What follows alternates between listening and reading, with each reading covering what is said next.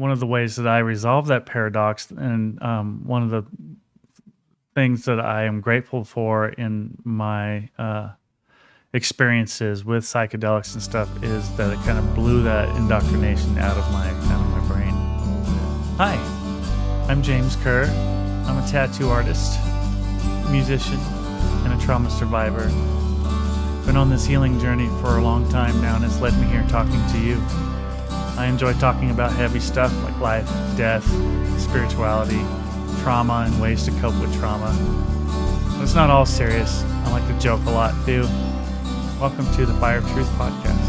The things that came up for me in the conversation I had with Charlie and Abbie in my own life was how my self-worth was affected pretty greatly in a negative sense by the religion I was brought up in. And when I was a little kid and I was going to children's church, it was all Jesus loves the little children and this and that. It seemed very positive, and I was kind of a little evangelist on the reservation I grew up in. Also, being abused at home and like bullied at school. I wasn't native, and so elementary school was pretty rough for me. There's a few kids that were pretty violent to me, really mean. Not all of them. There's a lot of kids there that had my back as well. But I grew up in a religion that basically taught me by the time I was 12 that it wasn't just Jesus loved the little children. Now it was I was born a sinner, and there was nothing I could do except say certain amount of words, like accepting Jesus into my heart and saying the sinner's prayer is what it's called. If I said that, then I wouldn't go to hell. And that didn't really resonate with me, though I did get baptized once when I was in first grade, and once again when I was in third grade. By my choice. Both of those were my choice. I was baptized Catholic when I was a couple months old, but obviously I don't remember that, and I didn't have a choice in that. But I had the sense that I was afraid of what God was as an authority or as a father figure based on how I was being treated by my father. So I have this association with the father of being this violent authority that would definitely punish me for nothing, because that was true in my family life. And it's what I was taught essentially in my religious life as well.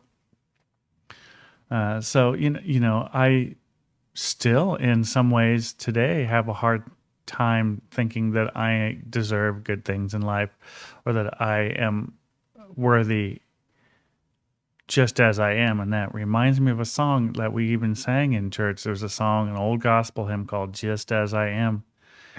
And it's so confusing because we say that like, yeah, just come just as you are. It's fine. Like, you're okay just the way you are. But then we're taught the opposite as well. Seems very paradoxical. One of the ways that I resolve that paradox, and one of the things that I am grateful for in my experiences with psychedelics and stuff, is that it kind of blew that indoctrination out of my brain a little bit. And not completely. I'll always have a part of me that, I'm like, I still have this tattoo of that cross on my finger, and I also have the Om symbol and the spiral. They're all symbols of where I come from, where my belief system comes from, and how it's kind of evolved over time to be more inclusive of other ways of thought.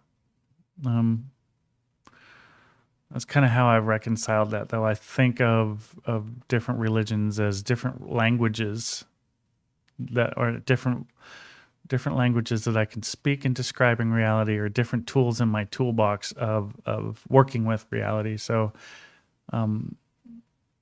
basically, I don't come from a place of where I really know anything. I don't think I can really know. I don't think my brain can know what God is or what the universe is. Like, I can't fathom infinity, let alone like understand what a million things are. Like $1 million, what is that? Like, I don't really like. I understand conceptually what $1 million is, but I don't know what that looks like, let alone billion or 180 billion. That doesn't make any sense to me. That just gets to the point where that has no meaning anymore. It's just words now. But my worthiness doesn't rely anymore on what other people think or what a religion tells me anymore. It's based on what I think, and I'm working on that. It's a work in progress. So I think that's very important when you're healing from trauma. Religious trauma is a thing too. And I definitely have had that coupled with abuse at home and some bullying at school. So out of this, my main thing though, because of this bullying that I went through and this abuse that I went home being kind of taught that I'm not worthy, that I was, is that I have a big trigger when someone else is getting bullied. And when I see marginalized people as a group or individually, people getting bullied individually, it triggers something in me. And I don't mind that at all, honestly. Like, if I get bullied, that's fine. Like, I don't know, I just kind of take it. Or if I see other people getting bullied, like on a social level or even like on a individual level, it triggers me. And it's one of those things that really breaks my heart when I see what happens in this world of people not being able to express how they want to express themselves without being in danger. And to me, that flies in the face of how I want to be and how, like, in my own authenticity. I've had to hide who I really am for a long time and try to, because I felt in danger, like talking about this trauma stuff. There's always something I could talk to you on a one-on-one basis, but putting it out there on camera with a microphone in front of me and talking to other people on a podcast about it, it's always still feels dangerous to me to a certain degree. But I have this need to express who I am on the inside. And I think as a tattoo artist, I've been helping people do that very thing, express who they are on the inside for years. And I've been honored to be able to do that. And I think this podcast is an extension of that as well. Me expressing who I am on the inside and helping others do the same. That's my main desire for everyone out there in the world, is to be able to do that, to feel safe expressing themselves, who they are on the inside, to really be authentically themselves. As long as it doesn't harm anyone, right? Like that's being violent and all of that. Like that's not I don't think it has anything to do with authenticity. But all that desired, I know, like talking about my uncle when he came out and how he,